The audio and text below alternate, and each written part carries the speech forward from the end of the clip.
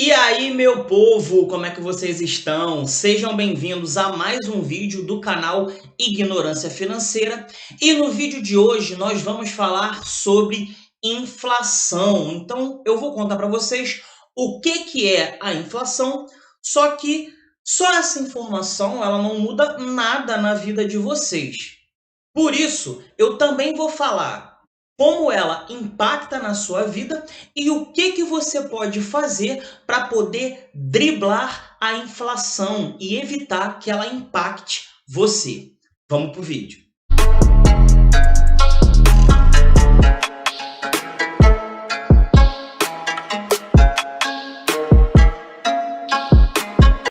A inflação, ela é um fenômeno econômico, então um acontecimento na economia que reduz o preço não, né, o valor do dinheiro. Então ele diminui o valor do dinheiro.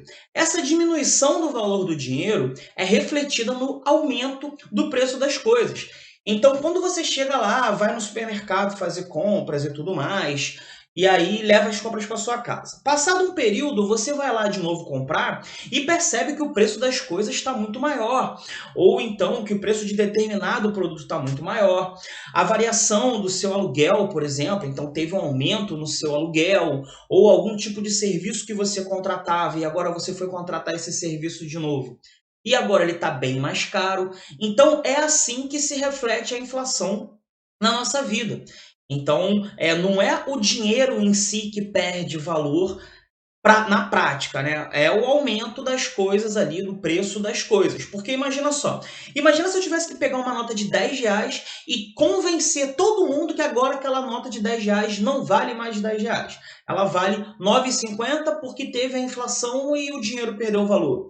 Ia ser algo muito complicado. Então, o mercado, para poder ajustar isso daí, ele faz o quê? Ao invés dele falar que uma nota de R$ 10 agora vale R$ 9,50, ele simplesmente aumenta o preço de algum determinado produto para R$ 10,50. E aí esse ajuste de 50 centavos é feito da mesma forma. E o impacto disso daí é a redução do seu poder de compra. Então, digamos que você receba R$ 2.000 de salário.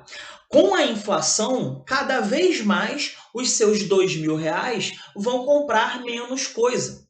E esse é o principal impacto da inflação em cima das pessoas, porque assim, você tem um salário que ele não necessariamente vai acompanhar a inflação, independente de qual setor da economia você trabalhe ou se você é servidor público também, não tem uma garantia de que você vai ter um aumento de salário e de que o aumento desse salário vai ser pelo menos em relação à inflação. Isso faz com que o seu salário, ele cada vez compre menos coisas, e aí a pessoa começa a se apertar, e é onde que está o problema de fato da inflação. Agora, nós vamos falar como que a inflação é calculada. Então, existem alguns índices de inflação que calculam métricas diferentes e em períodos diferentes, e a gente vai abordar sobre esses assuntos agora, sobre esses índices agora. Por quê? Porque a inflação ela não impacta todo mundo da mesma forma. Então imagina só, se você tem um carro, por exemplo, o aumento do preço do combustível ou, por exemplo, das peças ali de manutenção para a manutenção do seu carro vão impactar você. Já eu que não tenho carro, o aumento do combustível e o aumento do preço das peças de reposição de um carro não me impactam da mesma forma que impactaria você. Da mesma forma, o tipo de consumo que você tem. Então, em várias regiões do Brasil, as pessoas consomem produtos diferentes culturalmente. Então, muitas vezes, a inflação num determinado produto pode impactar o Rio de Janeiro, mas pode não impactar o Ceará. E pode impactar, por exemplo, Manaus e pode não impactar Rondônia, por exemplo. Então, existem diversos índices que mensuram em diversos pontos a inflação e a gente vai falar deles agora. O primeiro índice que a gente vai falar é sobre o IGPDI. E o que é esse indicador? Ele é o Índice Geral de Preços Disponibilidade Interna. Ele basicamente mede a inflação nos meios de produção, então na produção do país, seja com matérias-primas, bens, serviços, telefonia. Então é aí que esse IGPDI ele é utilizado e ele serve para poder medir a variação de preços nessas áreas.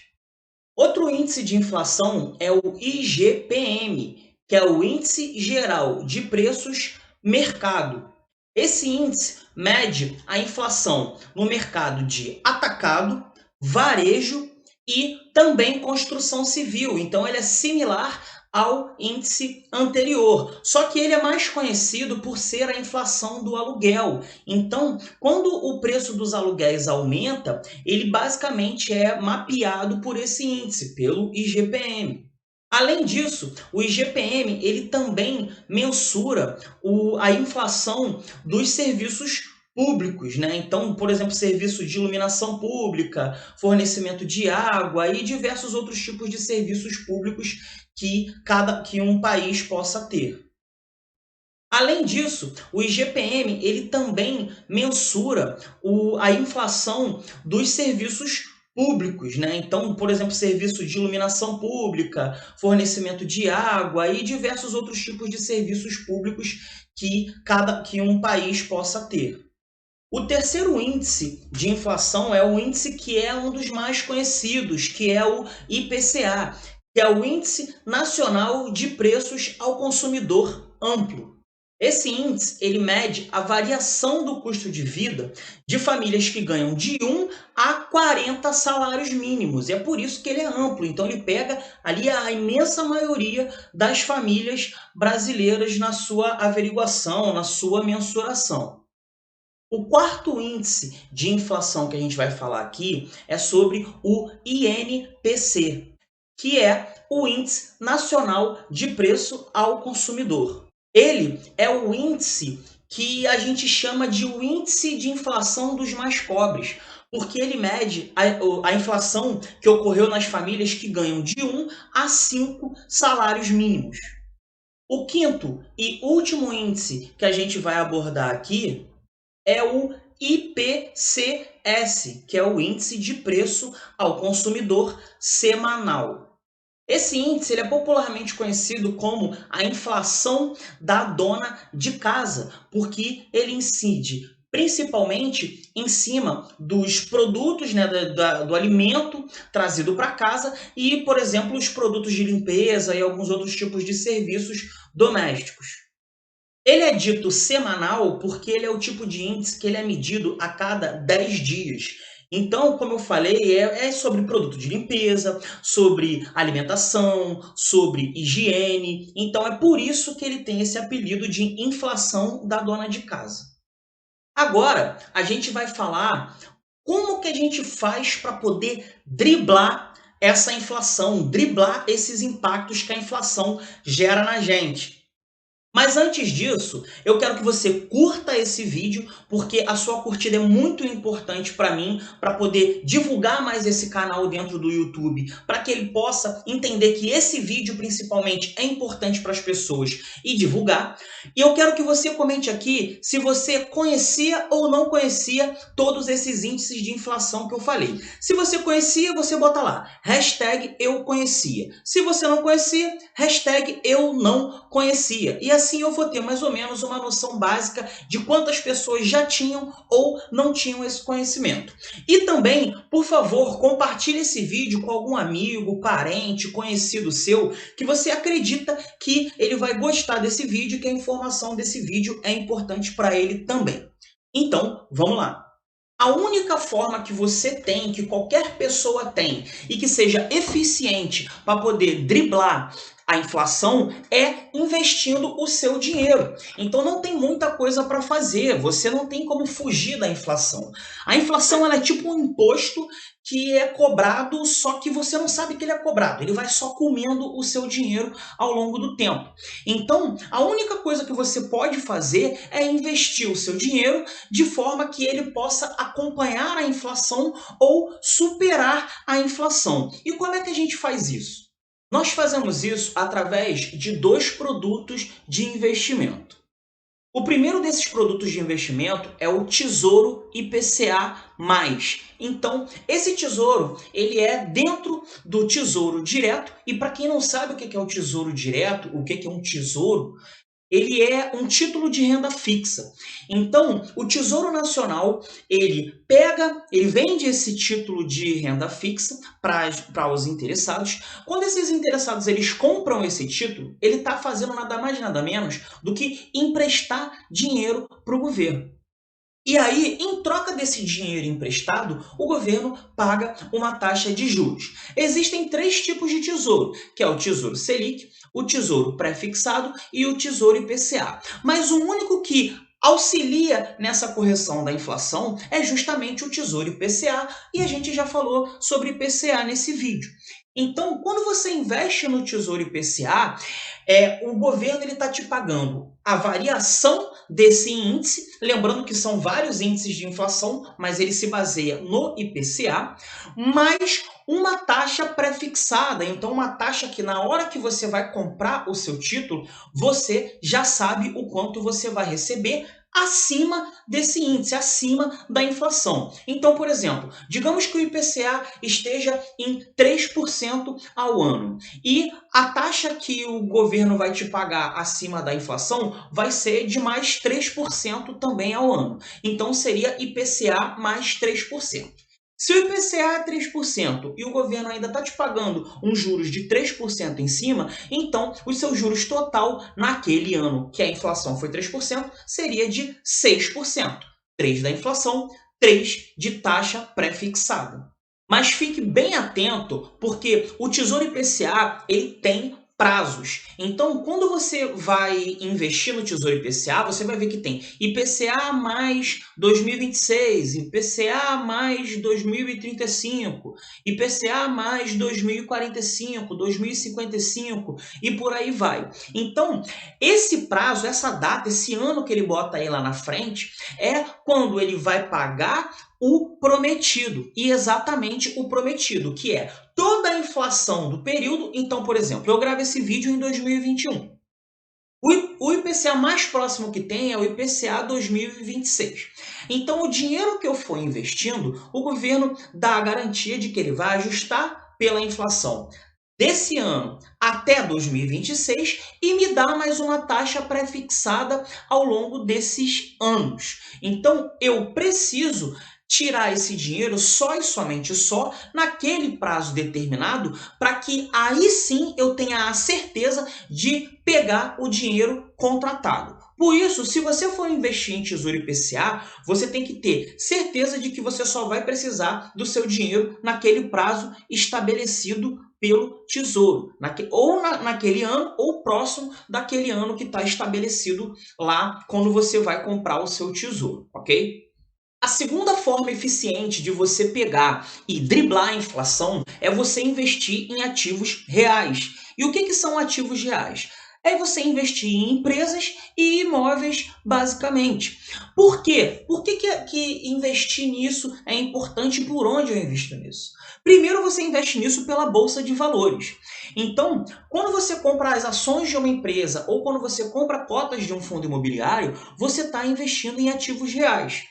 E investir nesses ativos reais é bom, por quê? Porque assim, como a gente viu, os índices de inflação, eles medem a variação de preço de produtos e serviços, e também dos aluguéis e de imóveis. Quem é que oferece produtos, serviços e que cobra aluguéis? São as empresas. Então, digamos que você vai no mercado e você está percebendo que o preço do arroz e do feijão está subindo muito. Quem é que produz aquele arroz e aquele feijão? Uma das empresas que eu conheço que produz é a Camil. Então, se você compra ações da Camil, isso quer dizer que quando ela repassa o preço para o consumidor e tem que botar o arroz e o feijão mais caro, entra mais dinheiro na empresa. Entrando mais dinheiro na empresa, a empresa se torna mais valiosa. Como a empresa se torna mais valiosa, o preço das suas ações vai subir. Fora isso, as empresas também distribuem uma participação nos lucros, que a gente chama de dividendos. Então, quando ela distribui essa participação no lucro, como ela é uma porcentagem do lucro da empresa, a empresa aumentou os preços, então ela está lucrando mais, essa participação nos lucros que você recebe também aumenta.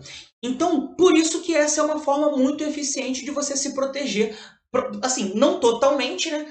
Vai ser uma parcela do seu dinheiro que você investir que vai estar protegida da inflação. E esse retorno que você vai ter com a participação nos lucros também tende, ao longo do tempo, vir sendo ajustada pela inflação. Até porque as empresas estão cobrando mais pelos seus produtos, certo? Na questão dos imóveis, do recebimento de aluguéis, você investe em fundos imobiliários. Aquela parcela do dinheiro investida em fundos imobiliários também vai ser, ao longo do tempo, e é sempre no longo prazo, ajustada pela inflação.